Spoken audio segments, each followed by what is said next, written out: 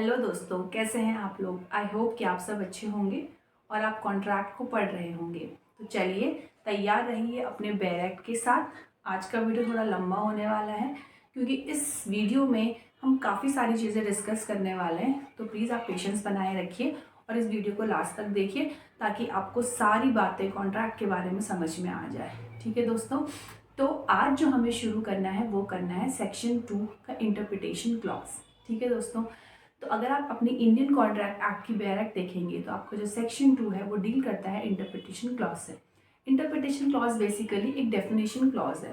Definition clause में क्या है, इसमें कुछ टर्म्स हैं जो कि डिफाइन किया गया है, जिस टर्म्स को इनको पढ़ने के बाद ही आप बाकी जो सेक्शन है इंडियन कॉन्ट्रैक्ट एक्ट में उसको क्लियरली समझ पाएंगे। क्योंकि जब तक ही आपको ये डेफिनेशन समझ में नहीं आएगी तो आपको बाकी जो सेक्शंस हैं वो क्या कहना चाहते हैं, ठीक है, वो भी आपको क्लियरली समझ में नहीं आने वाले। तो सेक्शन 2 को हम दो तरीके से पढ़ सकते हैं। पहला तो ये है कि क्लॉज वाइज क्लॉज जो भी जिस तरह से क्लॉज दिए गए हैं सिस्टमैटिक वे में हम उसको उसी तरीके से पढ़ें। और दूसरा तरीका ये है कि हम पहले कॉन्ट्रैक्ट को समझ लें, कॉन्ट्रैक्ट की डेफिनेशन को समझ लें और कॉन्ट्रैक्ट की डेफिनेशन में ही हमारे सारे क्लॉज क्या हैं, इंटर रिलेटेड हैं, वो कनेक्टेड हैं। तो अगर हम कॉन्ट्रैक्ट की डेफिनेशन को समझ जाएंगे तो कहीं ना कहीं आप बाकी सारे क्लॉजेस को भी ईजिली समझ पाएंगे। तो मैंने जो है वो सेकंड तरीके से कोशिश की है कि आप लोगों को समझाऊं। जैसे कि मैं पहले कॉन्ट्रैक्ट की डेफिनेशन लेके चलेंगे, कॉन्ट्रैक्ट की डेफिनेशन के साथ बाकी डेफिनेशन को हम रिलेट करेंगे और सबसे पहले हम कॉन्ट्रैक्ट क्या होता है, कॉन्ट्रैक्ट की डेफिनेशन क्या है, कॉन्ट्रैक्ट के इसेंशियल क्या है, वो हम पहले पढ़ेंगे। तो इसीलिए आज का जो वीडियो है वो बेसिकली मैंने लिखा तो इंटरप्रिटेशन क्लॉज है, पर इंटरप्रिटेशन क्लॉज ना होके हम यहाँ पे सिर्फ बात करने वाले हैं आज the meaning of your contract, definition of contract, essential element of a contract. ठीक है, तो इसमें आप अपना बैरैक्ट, अपने साथ कोई नोटबुक या पेंसिल या पेन आप रख सकते हैं क्योंकि आज मैं आप लोगों को बहुत सारे सेक्शंस के बारे में बताऊंगी। भले ही हम इस वीडियो में कॉन्ट्रैक्ट के पर्पस से उन सेक्शंस को पढ़ेंगे तो डिटेल में हम उन सेक्शंस को नहीं पढ़ने वाले, लेकिन क्योंकि हम कॉन्ट्रैक्ट की डेफिनेशन पढ़ रहे हैं, क्योंकि हम कॉन्ट्रैक्ट के इसेंशियल डिस्कस कर रहे हैं, तो उस पर्पस के लिए हमें वो सेक्शंस का थोड़ा बहुत उसके बारे में हमें पता होना चाहिए। तो इसीलिए मैंने आपको कहा था कि अपनी बैरक साथ में रखिए क्योंकि बिना बैरक के आपको ये वीडियो थोड़ा समझ में कम आएगा। ठीक है दोस्तों, तो चलिए शुरू करते हैं। ठीक है, तो आपके सब्जेक्ट का नाम है इंडियन कॉन्ट्रैक्ट एक्ट। ठीक है, इसमें जो टर्म है कॉन्ट्रैक्ट, पहले अगर हम उसको समझ जाएंगे तो हम पूरे एक्ट को बेसिकली समझ जाएंगे क्योंकि ये कॉन्ट्रैक्ट से डील करता है। अगर हमें कॉन्ट्रैक्ट के बारे में ही पता ना हो तो पूरे एक्ट का हमारे लिए कोई मतलब नहीं रह जाता। ठीक है, तो अब जो है कॉन्ट्रैक्ट क्या होता है, अगर हम बात करें एक्ट के अकॉर्डिंग इस वर्ड की डेफिनेशन को, तो आइए पढ़ते हैं। सेक्शन 2H, सेक्शन 2 का क्लॉज H डिफाइन करता है कॉन्ट्रैक्ट को। इसके अकॉर्डिंग क्या है, ये कहता है an agreement enforceable by law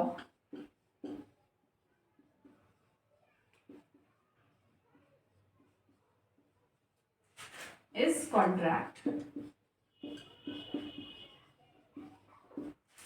ठीक है, तो सेक्शन 2H के अकॉर्डिंग कॉन्ट्रैक्ट की डेफिनेशन क्या है, an agreement enforceable by law is a contract. तो इस डेफिनेशन को पढ़ने के बाद मुझे पता है कि 99% लोग जो कि पहली बार कॉन्ट्रैक्ट के बारे में सुन रहे हैं या वो लॉ को पढ़ रहे हैं तो उनको इस डेफिनेशन से कुछ भी समझ में नहीं आएगा। ठीक है, क्योंकि जनरली हम क्या करते हैं, हम एग्रीमेंट और कॉन्ट्रैक्ट को एक ही चीज़ समझते हैं, है ना। लॉ करने से पहले मैं भी इसको इंटरचेंजेबली यूज़ करती थी। जैसे हम कह सकते हैं कि मैं अभी एग्रीमेंट करके आया हूँ या मैं अभी भी कॉन्ट्रैक्ट करके आया हूँ। हमें लग रहा है कि दोनों टर्म सेम है, लेकिन ये दोनों टर्म सेम नहीं है। अगर हम लॉ पॉइंट से बात करें, हम इंडियन कॉन्ट्रैक्ट एक्ट के अकॉर्डिंग देखें तो इन दोनों चीज़ों में बहुत ज़्यादा अंतर है। ठीक है, तो अगर आप डेफिनेशन को देखेंगे तो कॉन्ट्रैक्ट की डेफिनेशन क्या है, ऐसा एग्रीमेंट जिसको लॉ इन्फोर्स करता है उसे हम कॉन्ट्रैक्ट कहते हैं। तो आपको इस डेफिनेशन से कुछ भी समझ नहीं आया होगा अभी तक। इसको समझने के लिए हम पहले कुछ स्टेजेस देखेंगे कि ऐसी कौन सी स्टेजेस है जिसको पार करने के बाद आपका कॉन्ट्रैक्ट बनता है, और दो हम इसमें एग्जाम्पल लेके चलेंगे जिससे आपको क्लियरली समझ में आ जाएगा इस स्टेटमेंट का मतलब। ठीक है दोस्तों, ये हम इसको अब एग्जाम्पल से समझते हैं।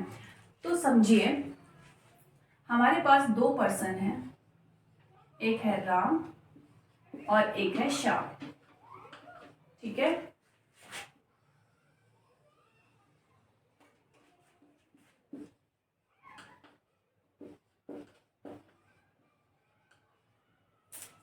दोस्तों हमारे पास दो पार्टीज है।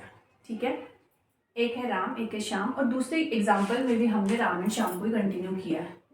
तो ये हमारा फर्स्ट एग्जाम्पल है, ये हमारा सेकंड एग्जाम्पल है। ठीक है फ्रेंड्स, अब देखिए राम एंड श्याम में क्या होता है कि राम के पास एक स्कूटी है। ठीक है, ऐसी स्कूटी ऐसी नहीं होती, बट आप जस्ट इसको एज्यूम करके चलिए कि राम के पास एक स्कूटी है। ठीक है, राम अपनी स्कूटी को बेचना चाहते हैं। क्यों? क्योंकि वो एक नई गाड़ी खरीदना चाहते हैं। तो वो चाहते हैं कि भाई दो दो चीज़ें मैं अफोर्ड नहीं कर सकता, तो ये स्कूटी मुझे बेचनी है। ठीक है, अब राम जो है श्याम के पास जाते हैं और कहते हैं कि क्या आप मेरी ये स्कूटी 20,000 रुपये में खरीदेंगे। ठीक है, राम श्याम के पास जाके कहते हैं कि क्या आप मेरी ये स्कूटी 20,000 रुपये में खरीदेंगे। तो राम ने क्या किया, राम ने बी को क्या दिया है, ऑफर दिया है। दिया है कि नहीं? यस, ऑफर दिया है। ये हम इसको प्रपोजल भी कह सकते हैं कि राम ने श्याम को प्रपोजल दिया है कि मेरी स्कूटी 20,000 रुपये में खरीदे। अब जो श्याम है, श्याम के पास दो ऑप्शन है। ठीक है, श्याम के पास क्या है, दो ऑप्शन है। पहला ऑप्शन क्या है कि वो इसको रिजेक्ट कर दे, और दूसरा उसके पास ऑप्शन है कि वो उसको एक्सेप्ट कर दे। अगर वो उसको रिजेक्ट कर देता है इसके ऑफर या प्रपोजल को, तो बात यहीं पे खत्म, आगे बात बढ़ेगी ही नहीं। ठीक है, दूसरा पॉइंट ये है कि श्याम ने एक्सेप्ट कर लिया। श्याम ने कहा ठीक है, मैं रेडी हूँ आपकी स्कूटी 20,000 रुपये में खरीदने के लिए। तो इसका मतलब क्या है कि यहाँ पे उसने अपनी एक्सेप्टेंस दे दी। ठीक है, तो सबसे पहले क्या आया, प्रपोजल। ठीक है, प्रपोजल एक्सेप्ट हो चुका है, तो ये हो गया आपका एक्सेप्टेंस। ठीक है, तो जब प्रपोजल एक्सेप्ट हो जाता है तो वो बन जाता है आपका प्रॉमिस। इन दोनों ने प्रॉमिस कर दिया एक दूसरे को। एक ने कहा कि मैं अपनी स्कूटी दूंगा और दूसरे ने कहा कि मैं स्कूटी खरीदूंगा और 20,000 रुपये में खरीदूंगा। ठीक है, तो जो इसने प्रपोजल दिया था राम ने श्याम को, वो एक्सेप्ट कर लिया और इन दोनों के बीच में क्या बन गया, एक प्रॉमिस बन गया। ठीक है, अब इस प्रॉमिस में जो प्रॉमिस हुआ है, यहाँ पर राम को क्या मिलने वाला है, राम को मिलने वाले हैं 20,000 रुपये। ठीक है, और श्याम को क्या मिलने वाला है, श्याम को मिलने वाली है स्कूटी।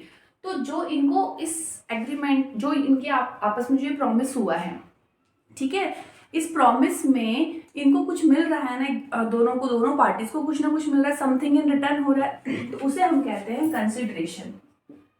मतलब हर कॉन्ट्रैक्ट में, जब कोई भी कॉन्ट्रैक्ट, आप अभी कॉन्ट्रैक्ट में समझिए, जब भी आपस में पार्टी का कोई समझौता हो रहा है, एग्रीमेंट हो रहा है, तो उस एग्रीमेंट के बदले आपको कुछ मिल रहा है, दोनों पार्टीज को कुछ ना कुछ मिलना चाहिए, समथिंग रिटर्न होना चाहिए, तो उसे हम कहते हैं कंसिडरेशन। तो इस पर्टिकुलर इन दोनों के केस में कंसिडरेशन क्या है, एक के लिए कंसिडरेशन है 20,000 रुपये और दूसरी पार्टी के लिए कंसिडरेशन है ये स्कूटी। ठीक है, तो अब क्या हो गया, प्रॉमिस प्लस कंसिडरेशन। तो प्रॉमिस प्लस कंसिडरेशन के बाद जो बनता है दोस्तों, वो बनता है एग्रीमेंट।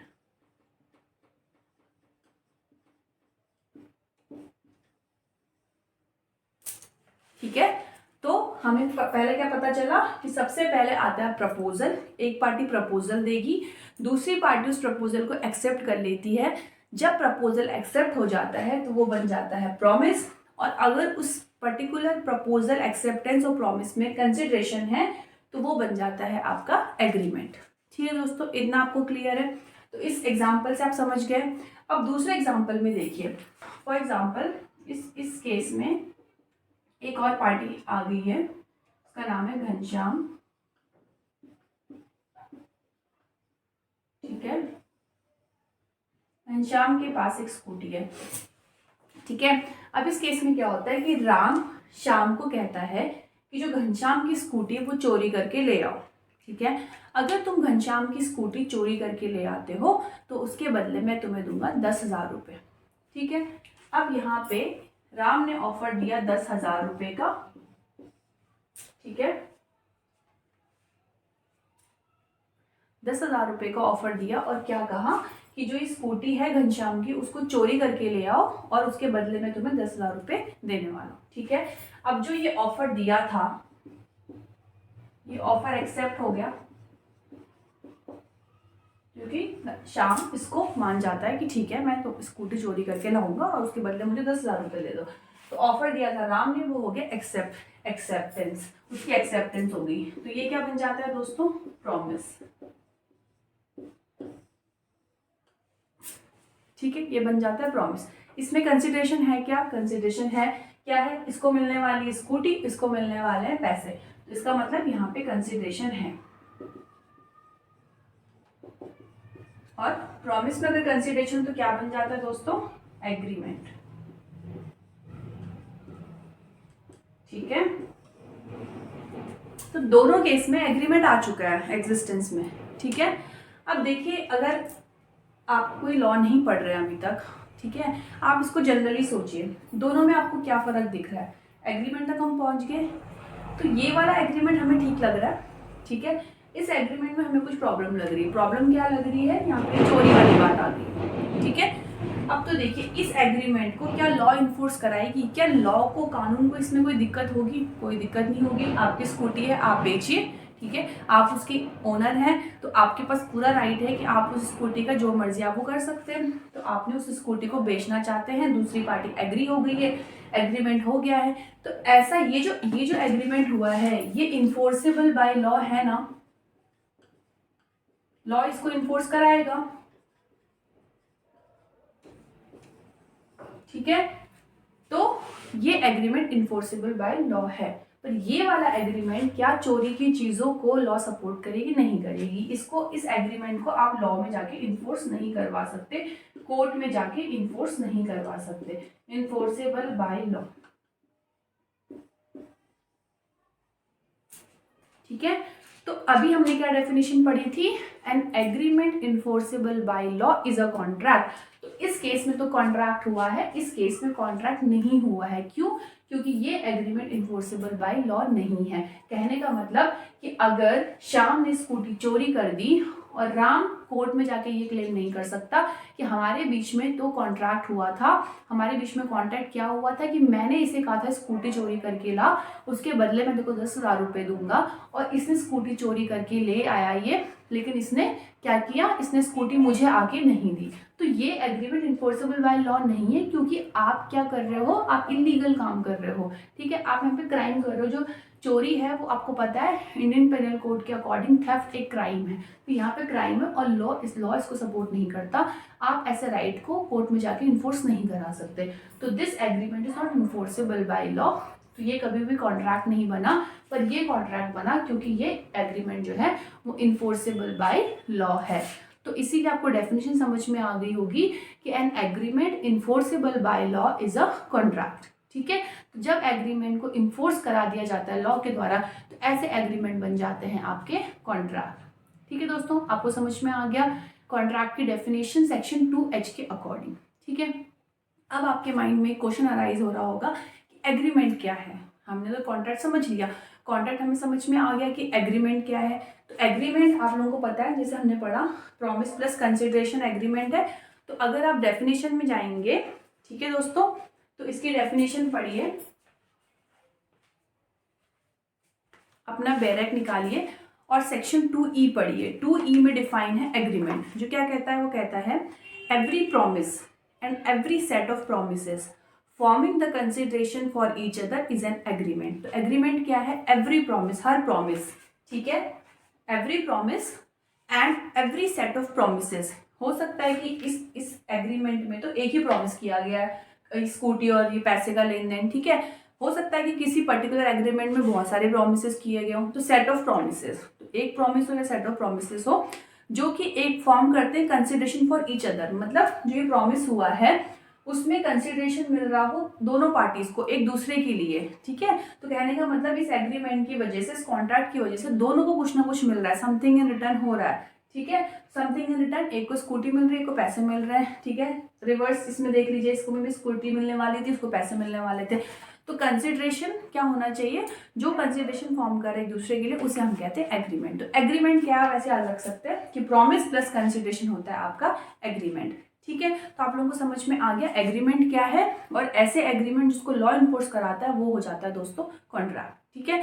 तो अब हम एक तरह से इसकी स्टेज देख लेते हैं कि कॉन्ट्रैक्ट तक पहुंचने के लिए आपको कौन कौन सी स्टेजेस पार करनी होगी, ठीक है।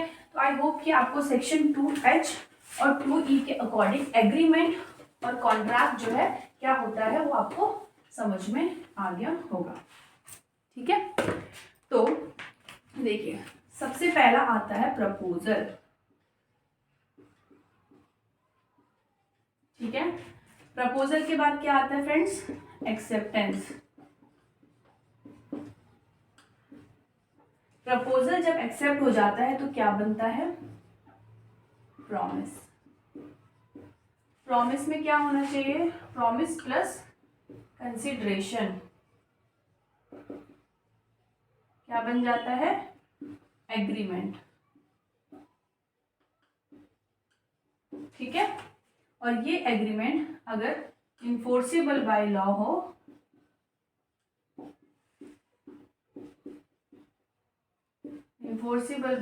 तो ये क्या बन जाएगा आपका contract,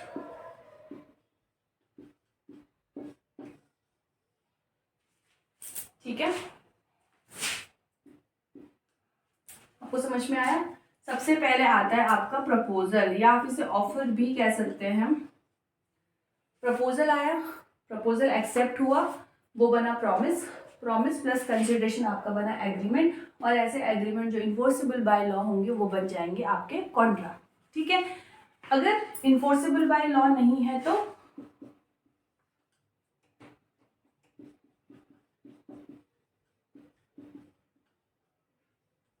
not enforceable by law, जिसको लॉ इन्फोर्स नहीं कराती वो क्या बन जाते हैं दोस्तों, वो बन जाते हैं वॉइड। वॉइड मतलब शून्य, इनका कोई इफेक्ट नहीं होता, लॉ की नज़रों में इनका कोई महत्व नहीं होता। लॉ इनको ये ट्रीट करेगी जैसे ये कभी हुए ही नहीं थे, मतलब आप कोर्ट में जाके इन्फोर्स नहीं करा सकते। जैसे हमने वो चोरी वाले एग्जाम्पल में देखा कि राम कभी भी कोर्ट में नहीं जा सकता, या फिर श्याम भी कोर्ट में नहीं जा सकता। अगर वो चोरी करके ले आए और चोरी करके वो स्कूटी राम को दे दे और बदले में राम उसको 10,000 रुपये ना दे, तो श्याम कोर्ट में जाके ये नहीं कह सकता कि हमारे बीच में कॉन्ट्रैक्ट हुआ था तो मेरे को 10,000 रुपये दिए जाए, नहीं इन्फोर्सेबल है। ऐसे एग्रीमेंट इन्फोर्सेबल बाय लॉ नहीं है। तो जो एग्रीमेंट इन्फोर्सेबल बाय लॉ नहीं होंगे उनको हम, वो कैसे होंगे, वॉइड होंगे, ठीक है। इसको कौन बताता है, इसको बताता है हमारा सेक्शन 2G, ठीक है। सेक्शन 2G को अगर आप पढ़ेंगे तो 2G क्या कहता है, 2G कहता है an agreement not enforceable by law is said to be void. ऐसे एग्रीमेंट जिनको लॉ इन्फोर्स नहीं करवाती वो क्या बन जाते हैं दोस्तों, वॉइड, ठीक है। तो अब आपको क्या क्या समझ में आ गया, आपको एग्रीमेंट समझ में आ गया सेक्शन 2E के अकॉर्डिंग, आपको 2H के अकॉर्डिंग कॉन्ट्रैक्ट क्या होता है वो समझ में आ गया। कॉन्ट्रैक्ट अगर ऐसे एग्रीमेंट जो इन्फोर्सेबल बाय लॉ नहीं हो, वॉइड है 2G के अकॉर्डिंग। तो आपको 3 क्लॉजेस तो समझ में आ गए दोस्तों, एग्रीमेंट, कॉन्ट्रैक्ट और तीसरा है आपको कि वॉइड कब हो जाता है, जो एग्रीमेंट इन्फोर्सेबल बाय लॉ नहीं होते, ठीक है। तो इसी सीक्वेंस में आपका सेक्शन 2 का इंटरप्रिटेशन क्लॉज भी है। अगर हम बात करें प्रपोजल की तो 2A में प्रपोजल दे रखा है दोस्तों, ठीक है। 2B में आपका एक्सेप्टेंस दे रखा है। अगर हम 2C की बात करें तो उसमें ये बता रखा है कि जो प्रपोजल देता है उसको हम कहते हैं प्रॉमिसर, ठीक है, और जिसको प्रपोजल दिया जाता है उसे हम कहते हैं प्रॉमिसी। तो 2C में ये डिफाइन है, जैसे लिखा है the person making the proposal is called promisor and the person accepting the proposal is called promisee. तो 2C में क्या डिफाइन है, 2C में आपका डिफाइन है प्रॉमिसर एंड प्रॉमिसी। प्रॉमिसर कौन सा पर्सन है, जिसने प्रपोजल दिया, और जिसने प्रपोजल एक्सेप्ट किया वो हो जाएगा प्रॉमिसी। तो 2C में आपका प्रॉमिसर और प्रॉमिसर डिफाइन है। अगर हम बात करें कंसिडरेशन की तो ये आपका डिफाइन है 2D में, ठीक है। जो ये प्रॉमिस है ये आपका डिफाइन है दोस्तों 2B में, ये एक्सेप्टेंस के साथ ही डिफाइन है, तो आप इसको ऐसे देख सकते हैं। हम पढ़ेंगे इन सेक्शन इन क्लॉजेस को। तो प्रपोजल टू ए में, एक्सेप्टेंस टू बी में, एक्सेप्टेंस के साथ प्रॉमिस टू बी में, टू सी में आपका प्रॉमिसर एंड प्रॉमिसी के बारे में बता रखा है, टू डी में आपका कंसिडरेशन हो गया, टू ई में आपका एग्रीमेंट हो गया, ठीक है, टू एच में आपका कॉन्ट्रैक्ट हो गया, और टू जी में क्या था, an agreement which is not enforceable by law is void, ठीक है, इस law is said to be void. तो आपका 2G में H तक कवर हो गया, ठीक है दोस्तों। तो बाकी जो डेफिनेशंस हैं प्रपोजल की, एक्सेप्टेंस की, कंसिडरेशन की, ये एक अलग अलग वीडियो में डिस्कस होगा, क्योंकि ये बहुत डिटेल में हमें पढ़ना है इसकी डेफिनेशन को, ठीक है। तो ये था आपका कॉन्ट्रैक्ट। कॉन्ट्रैक्ट का क्या मीनिंग है, उसकी क्या डेफिनेशन है, ठीक है, एग्रीमेंट क्या है, एग्जाम्पल से आप लोगों को क्लियर हो गया होगा, ठीक है। तो अब हमें इस वीडियो में आगे बात करनी है इसेंशियल्स की, कि कॉन्ट्रैक्ट के क्या क्या इसेंशियल्स हैं। तो चलिए दोस्तों, अब हम बात करते हैं इसेंशियल ऑफ कॉन्ट्रैक्ट की, ठीक है। इसेंशियल ऑफ कॉन्ट्रैक्ट जो है वो आपका सेक्शन 10 में दिया गया है, लेकिन सेक्शन 10 को पढ़ने से पहले हम एक स्टेटमेंट पे फोकस करते हैं और स्टेटमेंट को जानते हैं कि ये स्टेटमेंट सेक्शन 10 से कैसे जुड़ा हुआ है, ठीक है। तो स्टेटमेंट क्या कहता है, all contract are agreement but all agreements are not contract. सारे कॉन्ट्रैक्ट एग्रीमेंट होते हैं, क्यों होते हैं, और ये आप लोगों को थोड़ा समझ में आ गया होगा क्योंकि हम सेक्शन 2H के अकॉर्डिंग कॉन्ट्रैक्ट की डेफिनेशन पढ़ चुके हैं। मैंने आप लोगों को 2 एग्जाम्पल दिए थे, उन एग्जाम्पल से भी आपको क्लियर होगा कि कॉन्ट्रैक्ट बनने से पहले की जो स्टेज कौन सी होती है दोस्तों, एग्रीमेंट होता है, ठीक है। तो इसीलिए क्योंकि सारे कॉन्ट्रैक्ट क्या होते हैं, एग्रीमेंट होते हैं, कहने का मतलब ये है कि अगर वो कॉन्ट्रैक्ट बन चुका है तो पहले इसका मतलब वो एग्रीमेंट रहा होगा, तभी तो वो कॉन्ट्रैक्ट बना ना।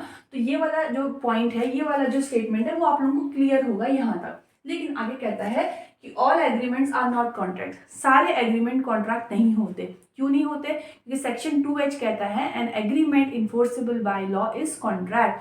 तो एक एग्रीमेंट जब उसको लॉ इन्फोर्स कराती है वो तभी कॉन्ट्रैक्ट बनता है। इसका मतलब सारे एग्रीमेंट कॉन्ट्रैक्ट नहीं बनते, ठीक है। और इस स्टेटमेंट का सेक्शन 10 के साथ क्या रिलेशन है, सेक्शन 10 में कुछ इसेंशियल दिए गए हैं, कुछ पॉइंट्स दिए गए हैं। अगर एक एग्रीमेंट उन पॉइंट्स को फुलफिल करता है तभी वो एग्रीमेंट क्या बनता है, कॉन्ट्रैक्ट बनता है। क्योंकि सेक्शन 10 की अगर आप वर्डिंग्स देखेंगे, अपने वेरेक्ट खोलिए, उसमें देखिए सेक्शन 10 कहता है व्हाट एग्रीमेंट्स आर कॉन्ट्रैक्ट, कौन से एग्रीमेंट कॉन्ट्रैक्ट होंगे। तो only those agreement will become a contract which are fulfilling the condition which are mentioned under section 10। जो सेक्शन 10 में कंडीशन मेंशन है, जो एग्रीमेंट उन कंडीशंस को फुलफिल करेंगे वही एग्रीमेंट क्या बनेंगे, आपके कॉन्ट्रैक्ट बनेंगे, ठीक है। तो आप समझ रहे होंगे कि ये स्टेटमेंट किस तरह से सेक्शन 10 और सेक्शन 2H के साथ जुड़ा हुआ है, ठीक है। ये स्टेटमेंट मैंने इसलिए भी लिखा है दोस्तों कि अगर आप LLB कर रहे हैं या BLLB कर रहे हैं या किसी कॉम्पिटिटिव एग्जाम की तैयारी कर रहे हैं तो ये स्टेटमेंट आपको डायरेक्टली पूछा जाता है, और इसमें आपको क्या करना है, आपको इसमें सेक्शन 2H और सेक्शन 10 दोनों मेंशन करके अपना आंसर लिखना है, ठीक है दोस्तों। तो चलिए अब हम बात करते हैं सेक्शन 10 की, ठीक है। सेक्शन 10 को पढ़ने के बाद आपको ये स्टेटमेंट और क्लियरली समझ में आ जाएगा। तो सेक्शन 10 क्या कहता है दोस्तों, सेक्शन 10 कहता है व्हाट एग्रीमेंट्स आर कॉन्ट्रैक्ट, कौन से एग्रीमेंट कॉन्ट्रैक्ट होंगे। आगे ये सेक्शन कहता है ऑल एग्रीमेंट्स आर कॉन्ट्रैक्ट, सारे एग्रीमेंट कॉन्ट्रैक्ट होंगे इफ, कब, if they are made by free consent of the parties, अगर वो फ्री कंसेंट से बनाए गए हैं, फर्स्ट पॉइंट। आगे कहता है कॉम्पिटेंसी ऑफ पार्टीज के बारे में बात करता है, वो जो पार्टीज होनी चाहिए वो कॉम्पिटेंट होनी चाहिए। ये सारे पॉइंट्स क्या हैं, इन पे अभी हम डिस्कस करने वाले हैं, लेकिन अभी आप सिर्फ सेक्शन 10 के अकॉर्डिंग जो पॉइंट्स दिए गए हैं उन पे फोकस करते हैं। तो फ्री कंसेंट, पार्टीज कॉम्पिटेंट होनी चाहिए, the law of consideration must be lawful, the object of the contract must be lawful, not expressly declared to be void, ठीक है। ये सारी बातें सेक्शन 10 में है। सेक्शन 10 का जो आगे का क्लॉज है उसको पढ़ने के बाद हमें ये समझ में आता है कि कुछ लीगल फॉर्मेलिटीज अगर ज़रूरी है, जैसे कि writing, registration, presence of witness, तो ये सारी चीज़ें भी होनी चाहिए, ठीक है। तो यहाँ तक जो आपके हैं वो सेक्शन 10 में बता रखे हैं ये कंडीशंस।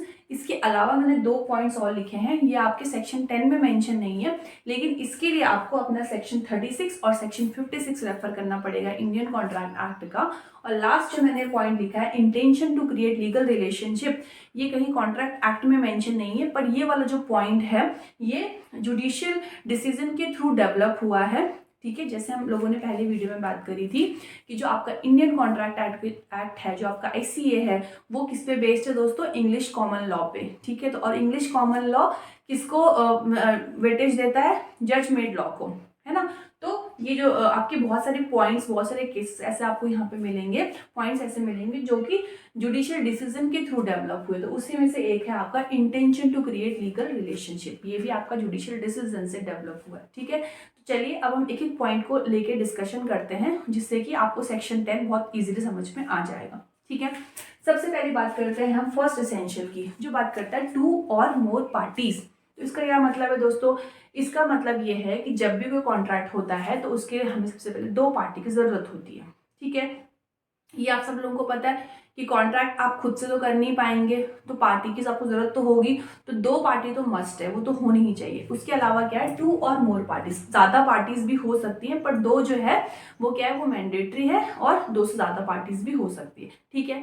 ये हमें, जब हम लोगों ने अभी कॉन्ट्रैक्ट की डेफिनेशन पढ़ी थी, तो मैंने आप लोगों को बताया था कि एक प्रोमिसर होता है, एक प्रोमिसी होती है, प्रोमिसी होता है, ठीक है।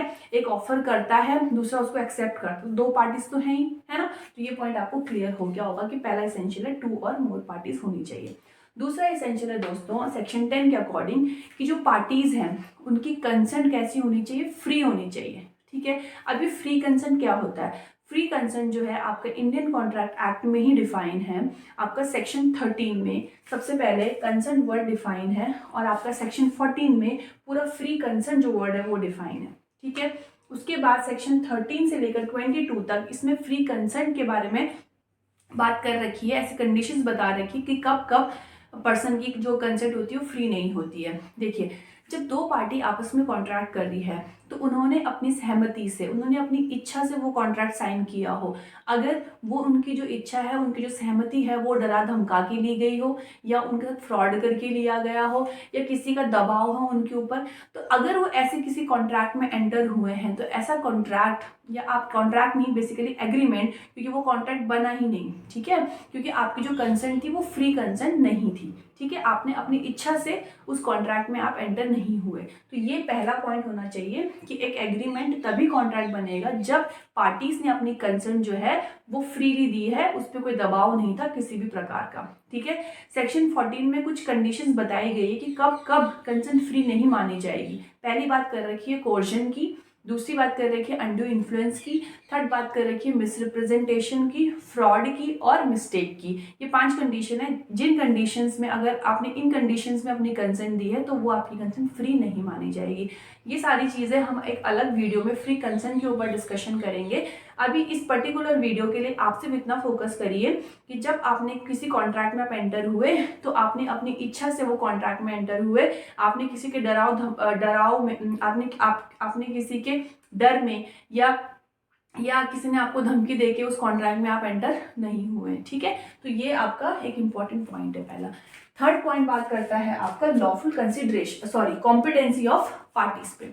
कॉम्पिटेंसी ऑफ पार्टीज जो है वो, उसके लिए आपको सेक्शन 11 एंड सेक्शन 12 रेफर करना पड़ेगा। देखिए, इंडियन कॉन्ट्रैक्ट एक्ट के लिए जब पार्टीज आपस में कॉन्ट्रैक्ट कर रही हो, दोनों पार्टी कॉम्पिटेंट होनी चाहिए। कॉम्पिटेंट मतलब होता है कि वो पार्टी लीगल लॉ की नज़रों में they must be competent to enter into a valid contract, ठीक है। अगर हम सेक्शन 11 की बात करें तो सेक्शन 11 के अकॉर्डिंग अगर आप एज ऑफ मेजॉरिटी आपने कंप्लीट नहीं की है, मतलब आपने 18 साल कंप्लीट नहीं किए हैं, तो आप तब तक कॉन्ट्रैक्ट में एंटर नहीं हो सकते। तो कहने का मतलब एक माइनर इंडियन कॉन्ट्रैक्ट एक्ट के अकॉर्डिंग एक कॉम्पिटेंट पार्टी नहीं है कॉन्ट्रैक्ट करने के लिए। अगर वैसा कोई कॉन्ट्रैक्ट करता है तो ऐसा कॉन्ट्रैक्ट वॉइड एब इनिशियो होता है, वो बिल्कुल बिगनिंग से ही वॉइड होगा, उसका कोई लीगल इफेक्ट नहीं होगा, ठीक है। दूसरी बात, आप कॉन्ट्रैक्ट के टर्म्स एंड कंडीशन को समझते हो, आप साउंड माइंड हो। अगर आप अनसाउंड माइंड है कोई पार्टी, तो उस सिचुएशन में अनसाउंड माइंड जो पार्टी होती है वो भी कॉन्ट्रैक्ट नहीं कर सकती, ठीक है। तो सेक्शन 11 को भी हम डिटेल में डिस्कस करेंगे दोस्तों अपनी नेक्स्ट वीडियो में, जहाँ पे हमें बात करनी है स्पेशल माइनर एग्रीमेंट की और सेक्शन 11 के बारे में, ठीक है। और सेक्शन 12 में अनसाउंडनेस ऑफ माइंड या साउंड माइंड के बारे में बात कर रखी है। तो आप ये समझिए कि जो पार्टी कॉन्ट्रैक्ट कर रही है they must be competent to contract, and competency it is mention under section 11 and section 12, ठीक है। नेक्स्ट पॉइंट है आपका लॉफुल कंसिडरेशन। अभी हमने जब पढ़ा था कि कॉन्ट्रैक्ट की जब हम डेफिनेशन देख रहे थे तो मैंने आप लोगों को बताया था कि एग्रीमेंट कैसे बनता है। एग्रीमेंट प्रॉमिस और कंसिडरेशन दोनों होनी चाहिए उसमें। कंसिडरेशन का मतलब क्या था कि जो आप कॉन्ट्रैक्ट कर रहे हो उसके बदले दोनों पार्टीज को कुछ ना कुछ मिलना चाहिए, समथिंग इन रिटर्न होना चाहिए, ठीक है। तो जो कंसिडरेशन है दैट मस्ट बी लॉफुल। जैसे मैंने आपको 2 एग्जाम्पल दिए थे राम और श्याम में, तो पहले एग्जाम्पल में जो कंसिडरेशन थी वो लॉफुल थी, ठीक है। क्यों थी वो लॉफुल? क्योंकि एक पार्टी को स्कूटी मिल रही, दूसरी पार्टी को क्या मिल रहा था, पैसे मिल रहे थे, और स्कूटी जो थी उसका राम खुद लीगल ओनर था, इसीलिए उसको ट्रांसफर कर रहा था। लेकिन सेकंड एग्जाम्पल में क्या हो रहा था कि जो स्कूटी थी वो चोरी की स्कूटी थी, ठीक है। तो वहाँ पे जो कंसिडरेशन था, जो मिलने वाला था, उसके बदले जो पैसे मिलने वाले थे, स्कूटी मिलने वाली थी, वो दोनों क्या था, वो इलीगल था, तो इसीलिए वो कंसिडरेशन लॉफुल नहीं था। तो कंसिडरेशन क्या होना चाहिए आपका कॉन्ट्रैक्ट में, आपका एग्रीमेंट जो आप कर रहे हो उसमें जो कंसिडरेशन है दैट मस्ट बी लॉफुल, ठीक है। तो उसके लिए आपको पढ़ना पड़ेगा सेक्शन 23 एंड 24। 23 और 24 ये बात करता है कि कौन कौन सी कंडीशंस में कंसिडरेशन लॉफुल होती है, ठीक है। तो इसको हम अलग से बात करेंगे। अभी आप इस वीडियो के पर्पस के लिए सिर्फ इतना समझिए कि जो आपको मिलने वाला है, समथिंग रिटर्न होने वाला है, दैट मस्ट बी लॉफुल, ठीक है। आगे बात करते हैं लॉफुल ऑब्जेक्ट की, कि जो आपने कॉन्ट्रैक्ट बनाया, जिसका ऑब्जेक्ट है, आपने क्यों कॉन्ट्रैक्ट फ्रेम किया है, क्यों आप उस कॉन्ट्रैक्ट में एंटर हुए हैं, तो उसका ऑब्जेक्ट भी लॉफुल होना चाहिए। उसके लिए भी हमें सेक्शन 23 एंड 24 पढ़ना पड़ेगा, ठीक है फ्रेंड्स। इसका जो दूसरा पॉइंट है वो कहता है not expressly declare to be void. अब इसका क्या मतलब? इसका मतलब ये है कि कॉन्ट्रैक्ट एक्ट के सेक्शन 26 से लेकर 30 तक कुछ ऐसी कंडीशंस हैं कि अगर आप ऐसे टाइप का कोई कॉन्ट्रैक्ट करते हो जो सेक्शन 26 से 30 में मेंशन है, तो ऐसा कॉन्ट्रैक्ट वॉइड होता है, ऐसा कॉन्ट्रैक्ट का कोई इफेक्ट नहीं होता, ठीक है। तो एक्सप्रेसली इन सेक्शन ने ऐसे एग्रीमेंट्स को क्या किया है, वॉइड डिक्लेयर किया है। तो अगर आप उस टाइप का कोई एग्रीमेंट करते हो जो एग्रीमेंट इन सेक्शन में मेंशन है, तो ऐसा एग्रीमेंट कभी भी कॉन्ट्रैक्ट नहीं बन पाएगा, ठीक है। जैसे सेक्शन जो 26 है वो बात करता है agreement in restraint of marriage. अगर आप किसी भी पर्सन को जो कि मैरिज की एज उनकी हो गई है, ये जो मेजॉरिटी हो गई, जो कि आपकी लीगल एज है मैरिज करने की, अगर कोई पर्सन वो कंप्लीट कर चुका है और वो किसी वो मैरिज करना चाहता है और आप उसको उस मैरिज करने से रोकते हो, आप कोई कॉन्ट्रैक्ट करते हो कि वो पूरी लाइफ टाइम कभी मैरिज नहीं कर पाएगा, तो ऐसा टाइप का जो एग्रीमेंट होता है, ऐसा टाइप का जो एग्रीमेंट है वो कभी भी कॉन्ट्रैक्ट नहीं बनेगा। क्यों?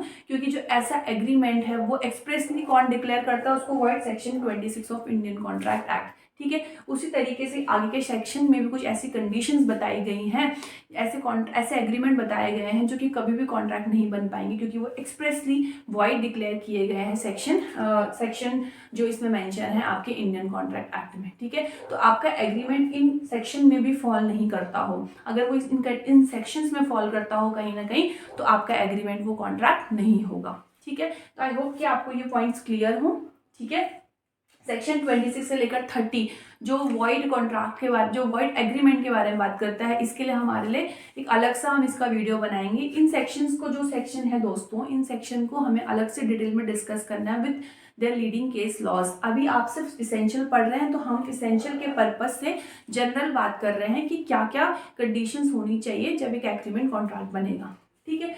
उसके बाद जो आपका नेक्स्ट पॉइंट है दोस्तों, वो ये कहता है कि इंडियन कॉन्ट्रैक्ट, जैसे हम लोगों ने पढ़ा था सेविंग क्लॉज। सेविंग क्लॉज क्या कहता था कि अगर कोई ऐसा एक्ट है या कोई स्टेच्यूट है या कोई कस्टम्स है ट्रेड के, ठीक है, अगर वो इंडियन कॉन्ट्रैक्ट एक्ट को वायलेट नहीं करते, उसके कॉन्फ्लिक्ट में नहीं है, तो ऐसे ऐसे एक्ट को, ऐसे स्टेच्यूट को कॉन्ट्रैक्ट एक्ट प्रोटेक्शन प्रोवाइड करता है, क्योंकि हमने सेविंग्स पढ़ा था। तो वही पॉइंट यहाँ पे दोस्तों कि अगर कोई ऐसा एक्ट है, कोई ऐसा लॉ है जो ये चाहता है कि कॉन्ट्रैक्ट राइटिंग में होना चाहिए, या उस एक्ट में ये मेंशन है कि कॉन्ट्रैक्ट का रजिस्ट्रेशन होना चाहिए, या वो कॉन्ट्रैक्ट प्रेजेंस ऑफ विटनेस में बनाया गया हो, तो ऐसा कॉन्ट्रैक्ट, उस कॉन्ट्रैक्ट को ये कंडीशन फुलफिल करनी पड़ेगी। क्योंकि देखिए इसका क्या मतलब है, इंडियन कॉन्ट्रैक्ट एक्ट जो है अगर आप पढ़ेंगे उसको, तो वो ये कहता है कि जो कॉन्ट्रैक्ट है उसको आप राइटिंग में भी बना सकते हो, वो ओरली भी हो सकता है। कॉन्ट्रैक्ट दो तरीके से भी दोनों तरीके से बन सकता है। अगर आप सेक्शन 9 पढ़ेंगे तो उसमें ये लिखा है कि कॉन्ट्रैक्ट जो होता है वो एक्सप्रेस भी हो सकता है, वो इम्प्लाइड भी हो सकता है, ठीक है। एक्सप्रेस कैसे होगा, या तो आपने राइटिंग में किया हो या आपने ओरली किया हो, तो आप ओरल कॉन्ट्रैक्ट भी बना सकते हैं। लेकिन ये सेक्शन 10 जो है वो ये कहता है कि अगर कोई ऐसा लॉ है जो कि इंडियन कॉन्ट्रैक्ट एक्ट के कॉन्फ्लिक्ट में नहीं है, और वो लॉ ये कहता है कि कॉन्ट्रैक्ट राइटिंग में होना चाहिए, कॉन्ट्रैक्ट रजिस्ट्रेशन उसका कराना चाहिए आपको, वो प्रेजेंस ऑफ विटनेस में होना चाहिए, तो उस सिचुएशन में आपको उस एक्ट के अकॉर्डिंग, उस लॉ के अकॉर्डिंग अपना कॉन्ट्रैक्ट राइटिंग में ही करना पड़ेगा, आपको उसका रजिस्ट्रेशन कराना पड़ेगा। अगर वो प्रेजेंस ऑफ विटनेस की बात करते हैं तो आपने प्रेजेंस ऑफ विटनेस में ही वो कॉन्ट्रैक्ट किया होना चाहिए, ठीक है। अगर आप ऐसा नहीं करते हैं तो फिर क्या होगा, ऐसा एग्रीमेंट कभी भी कॉन्ट्रैक्ट नहीं बन पाएगा, ठीक है दोस्तों। तो ये पॉइंट आपको समझ में आ गया होगा कि कुछ लीगल फॉर्मेलिटीज़ है, अगर किसी एक्ट में वो दिया गया है तो आपको वो फुलफिल करनी पड़ेगी, ठीक है। और अगर उस एक्ट में नहीं दिया गया तो फिर आप कॉन्ट्रैक्ट एक्ट में तो स्पेसिफिकली मेंशन है कि आपका कॉन्ट्रैक्ट राइटिंग में भी हो सकता है, आपका कॉन्ट्रैक्ट ओरल भी हो सकता है, ठीक है। ये आपको क्लियर हो गया पॉइंट। उसके बाद जो ये 2 पॉइंट है दोस्तों, पॉसिबिलिटी ऑफ परफॉर्मेंस, ये आपका सेक्शन 36 और सेक्शन 56 में दिया गया है। पॉसिबिलिटी ऑफ परफॉर्मेंस का मतलब होता है कि जो आप लोग कॉन्ट्रैक्ट कर रहे हो वो कॉन्ट्रैक्ट पॉसिबल होना चाहिए कि उसको कोई दूसरी पार्टी परफॉर्म कर पाए। अगर वो उसको परफॉर्म करना इम्पॉसिबल है तो ऐसा एग्रीमेंट कभी भी कॉन्ट्रैक्ट नहीं बन पाएगा, ठीक है। जैसे सेक्शन 36 का एक इलस्ट्रेशन है, उसमें ये बात कर रही है कि 2 पार्टीज के बीच में एक एग्रीमेंट होता है, 2 पार्टीज के बीच में, ए और बी के बीच में एक एग्रीमेंट होता है। ए बी को कहता है कि अगर 2 स्ट्रेट लाइन कभी आगे जाके मिल जाएंगे तो मैं तुम्हें 1 लाख रुपए दूंगा, ठीक है। ए कहता है बी को कि अगर 2 स्ट्रेट लाइन कहीं स्पेस में जाके अगर आपस में मिल जाएंगी आगे जाके तो मैं तुम्हें 1 लाख रुपए दूंगा। तो ये एग्रीमेंट क्या है दोस्तों, ये कभी भी पॉसिबल नहीं है ना, ये पॉसिबल नहीं है। तो जो चीज़ें पॉसिबल नहीं होती, अगर आप ऐसा कोई एग्रीमेंट करते हो तो ऐसा एग्रीमेंट वॉइड होता है। It is mention under section 36 and section 56। तो ऐसा एग्रीमेंट कभी भी कॉन्ट्रैक्ट नहीं बन पाएगा। क्यों नहीं बन पाएगा? क्योंकि वो पॉसिबल ही नहीं था उसको परफॉर्म करना, ठीक है। तो ये तो था आपका नेक्स्ट इंपॉर्टेंट पॉइंट। उसके बाद है intention to create legal relationship. Intention to create legal relationship, ये वाला पॉइंट आपका जुडिशियल डिसीजन के थ्रू डेवलप हुआ है। इसका मतलब ये होता है कि जो आप आपस में जो एग्रीमेंट कर रहे हो, आपका जो इंटेंशन होना चाहिए वो लीगल रिलेशनशिप क्रिएट करने का होना चाहिए। कहने का मतलब कि एग्रीमेंट आपके बहुत तरीके के होते हैं, इसीलिए ये वर्ड यहाँ पे लिखा हुआ है कि all agreements are not contract. सारे एग्रीमेंट कॉन्ट्रैक्ट नहीं होते। क्यों नहीं होते? कि बहुत सारे एग्रीमेंट, कुछ लीगल एग्रीमेंट्स होते हैं, कुछ सोशल एग्रीमेंट होते हैं। सोशल एग्रीमेंट जैसे कि हम लोग बहुत बार क्या होता है, कैजुअली हम प्रॉमिस कर देते हैं, हम अपने फ्रेंड्स के साथ बहुत बार कोई प्रॉमिस कर देते हैं।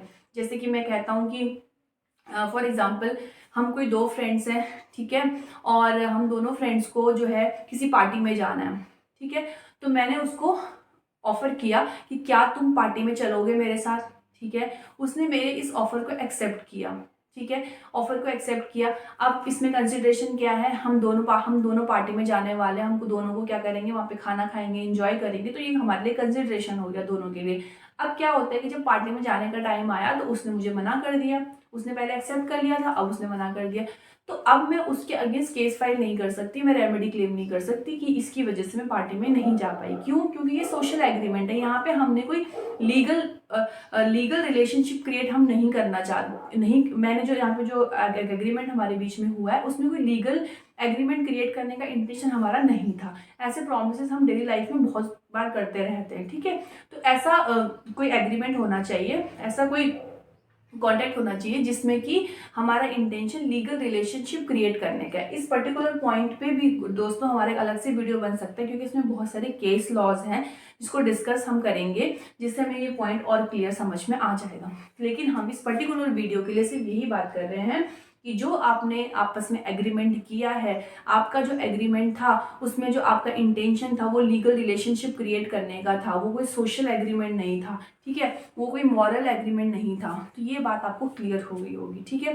तो सेक्शन 10 के अकॉर्डिंग आपके इतने इसेंशियल थे, दो इसेंशियल्स मैंने अलग से लिखे गए, ठीक है दोस्तों। तो अब आपको आई थिंक ये स्टेटमेंट जो है वो क्लियर हो गया होगा कि ये स्टेटमेंट ये कहना चाहता है कि सारे कॉन्ट्रैक्ट एग्रीमेंट हैं, पर सारे एग्रीमेंट कॉन्ट्रैक्ट नहीं है। वही एग्रीमेंट कॉन्ट्रैक्ट हैं जो कि इन कंडीशंस पे फुलफिल करने के बाद क्या बनेंगे, वो आपके कॉन्ट्रैक्ट बनेंगे, ठीक है दोस्तों। तो आप लोगों को ये समझ में आ गया essential of Indian contract act as per section 10।